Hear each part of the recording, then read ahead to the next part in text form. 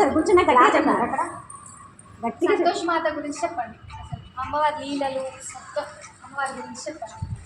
ఓం శ్రీ మాత్రే నమః. జయ సంతోష్ మాత. సంతోష్ మాత భక్తులందరికీ ఒక చిన్న విన్నపం అండి.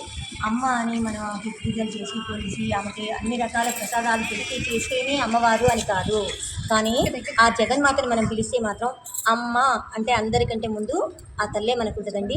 ఏ టైంకి ఏం కావాలో మనం శ్రీ సంతోష్ మాతని మనం అడగొద్దండి. అమ్మ నాకు ఇది కావాలి, అది కావాలి, నా కోరికలు తీరాలి, నా కోరికలు ఇస్తే నేను ఇస్తా అనేది ఉండదు అమ్మవారిది. కానీ ఆ తల్లిని సంతోషి అని అంటే మనకి జీవితంలో ప్రతి ఒక్కటి సంతోషాన్ని ఇచ్చేది ఆ అమ్మవారు అనమాట.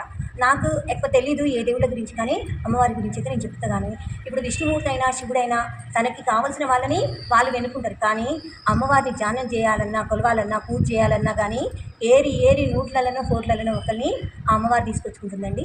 సంతోషి మాతని కొలిస్తే మాత్రం అందరికీ ఎల్ల వేళలా సంతోషం ఉంటుందండి. జై మాత.